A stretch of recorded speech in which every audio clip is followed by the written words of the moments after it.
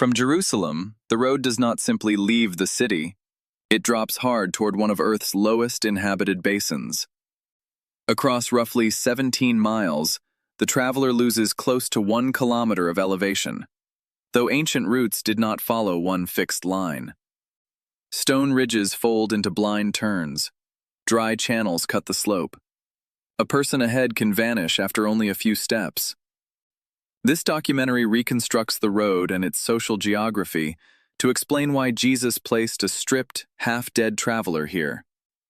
Why this route? And why make a Samaritan the person who stops when respected religious travelers do not? This documentary follows the physical road, then the social map hidden inside Luke's carefully shaped questions. We will separate what the parable states from what the terrain suggests, and from what later tradition added. The road can explain exposure and isolation. It cannot tell us the private motives of the people in the story. The Samaritan label carries history, worship, kinship, rivalry, and real first-century friction, not a generic symbol for any outsider. By the end, the landscape will return us to Jesus' final reversal. Not who qualifies, but who became a neighbor. Luke begins in chapter 10 with a legal expert testing Jesus. He asks what he must do to inherit eternal life. The question sounds personal, but it opens a debate about how Israel's law should be understood and practiced. Jesus answers with a counter-question. What is written in the law, and how does the expert read it? The man joins love for God from Deuteronomy 6 with love for one's neighbor from Leviticus 19. Jesus affirms the answer and tells him to do this and live. Luke then says the expert wants to justify himself. His next question seeks a boundary rather than a practice. Who exactly counts as my neighbor? That boundary question launches the travel scene. Jesus does not begin with a definition. He places an unnamed person on a real descent, moving from Jerusalem toward Jericho, where distance and terrain make vulnerability visible. Jerusalem stood high in the Judean hills, roughly 750 meters above sea level. Jericho lay near the Jordan Valley, more than 200 meters below sea level, depending on the ancient settlement point used. The route therefore fell about a kilometer over approximately 27 kilometers, or 17 miles. Those figures are useful approximations, not a claim that every first-century traveler followed the same surveyed road or identical endpoint. A textless elevation profile makes the scale clearer. The journey begins on a cool limestone ridge, crosses the rain-shadow wilderness, and ends near a hot oasis basin below sea level, with the vertical drop drawn beside the route. Most of the descent runs eastward through pale limestone and chalk. Winter rain can carve wadis, seasonal channels that remain dry much of the year, shaping where paths can safely cross and concentrating movement into a few practical corridors. Roads in antiquity were often networks rather than single paved corridors. Travelers adjusted around washouts, gradients, settlements, patrols, and seasonal conditions. We can reconstruct the general descent more confidently than every bend, even within the same broad route. That distinction matters. The parable names the Jerusalem to Jericho journey, but it supplies no mile marker. Any picture of the exact attack site is an illustration, not an archaeological identification, and should never be presented as a discovered location. The terrain still helps us understand the scene's plausibility. Ridges interrupt sightlines, narrow passages compress movement, and long exposed stretches separate travelers from immediate help.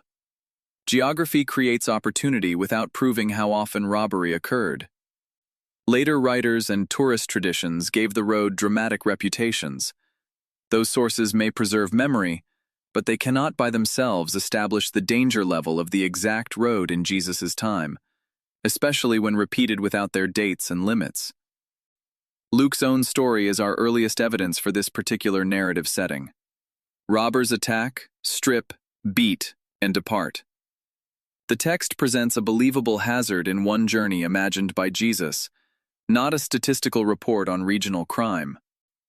First-century sources describe brigandage and violence elsewhere in Judea, especially during political disorder. Yet applying every report to this route would overstate the evidence. Caution strengthens the reconstruction by refusing to turn possibility into documented fact.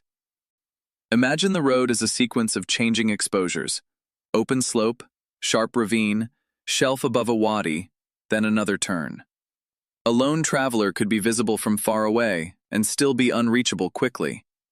Heat adds another layer. The descent moves toward a warmer, drier basin.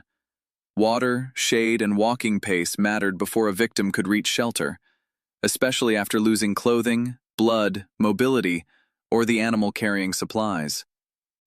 Luke says the attackers stripped the man. Clothing could signal status, region, occupation, and community while protecting against sun and cold. Once stripped and unconscious, the victim becomes difficult to classify by appearance or speech. The parable never identifies his ethnicity, legal status, profession, or moral character.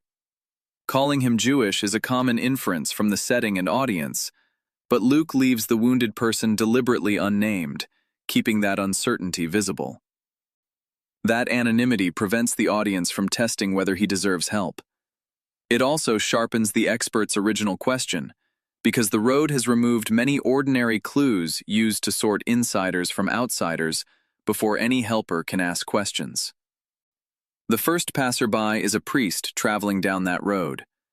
Jericho had priestly associations in later sources, and priests certainly moved between settlements in Jerusalem, but Luke gives no schedule, temple assignment, or reason for this particular journey.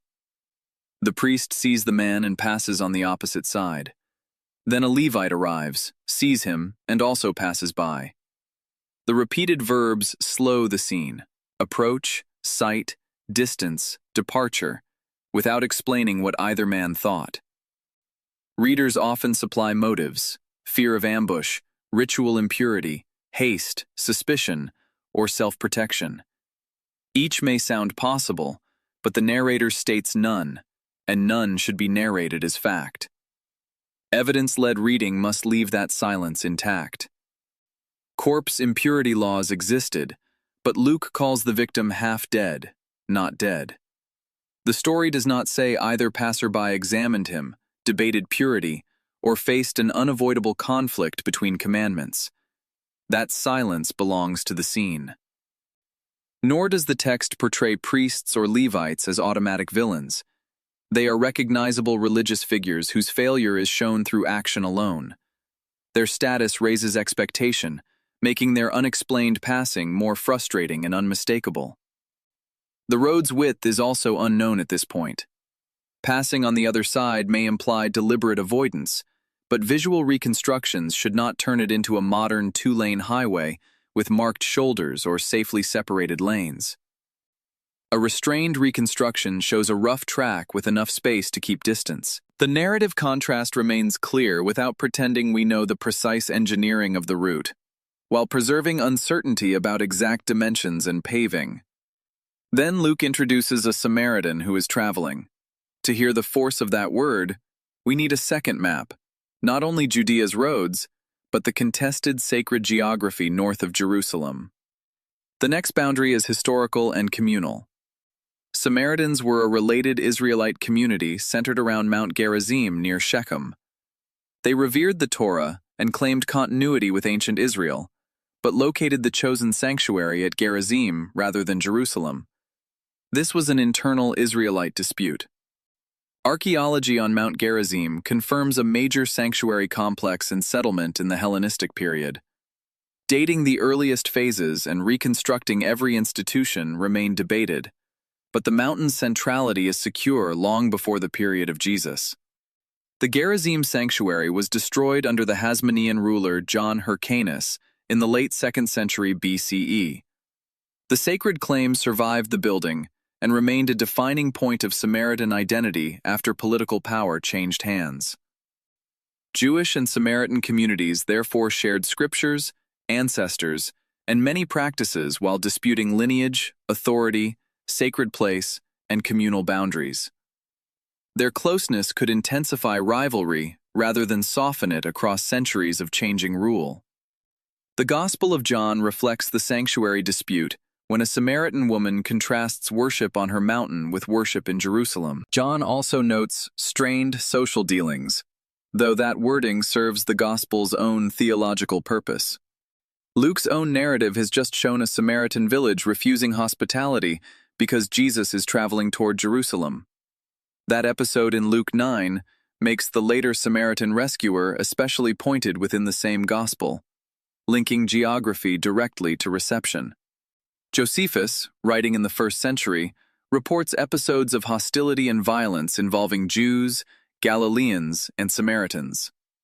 His accounts are partisan and event-specific, rather than neutral descriptions of whole populations, but they confirm that tensions could become dangerous.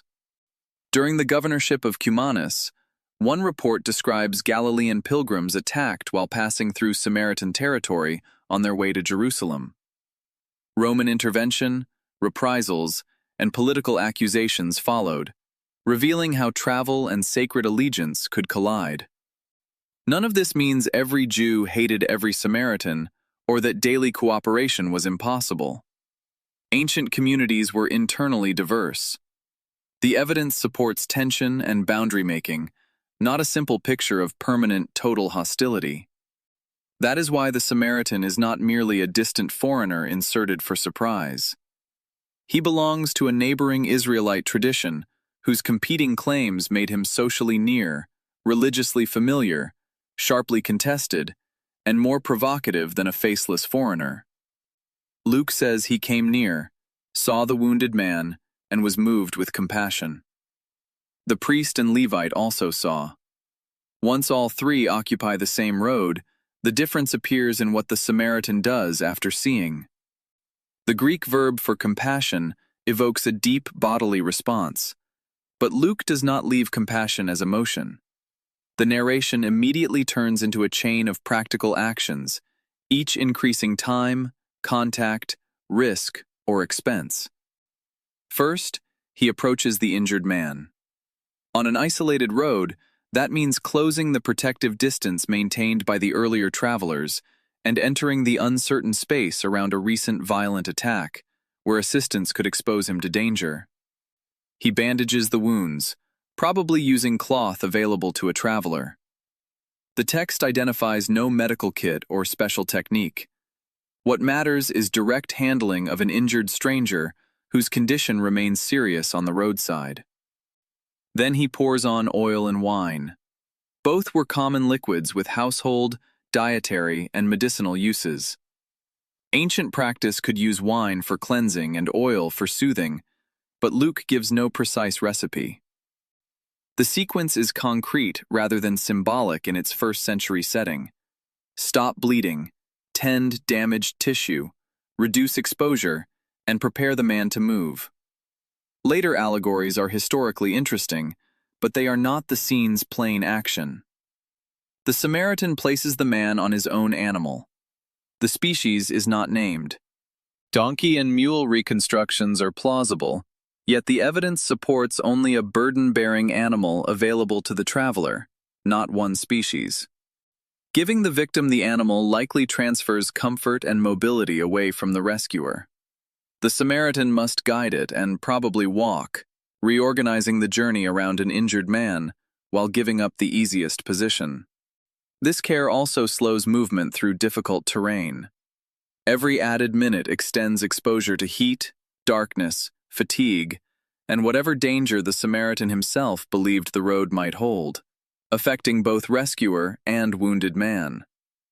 He brings the victim to an inn and cares for him there. The Greek word refers to lodging open to travelers, where continuing treatment could become possible, not a private guest room in a relative's house. An inn could provide shelter, water, fodder, storage, and human assistance, but quality varied widely. Luke offers no architectural plan, so any courtyard reconstruction should remain functional, modest, and varied, rather than luxurious or standardized. The Samaritan stays through the immediate phase of care. Only the next day does he prepare to depart, showing that his help continued past the first safe doorway, instead of ending with a quick roadside gesture. If this evidence-led reconstruction helps you see familiar passages with fresh precision, subscribe to World Behind the Verse. Then return to the courtyard, because the Samaritan's care is about to become financial and future-facing. He gives the innkeeper 2 denarii and asks him to continue the care. A denarius was a common silver coin, sometimes associated in ancient texts with a laborer's daily pay, though wages and prices varied. 2 denarii are therefore more than a token, but converting them into exact hotel nights or modern currency would create false precision. Purchasing power shifted by place and period, and Luke's emphasis falls on prepaid responsibility, not a price chart. The Samaritan also promises reimbursement for additional expense when he returns. That promise leaves the account open. He places his reputation and future resources behind someone who cannot yet repay or even identify himself. The innkeeper's role is brief, but important. Care becomes cooperative. The Samaritan initiates rescue, transports the victim, secures lodging, transfers funds, and recruits another person into the work, extending care beyond one dramatic roadside act.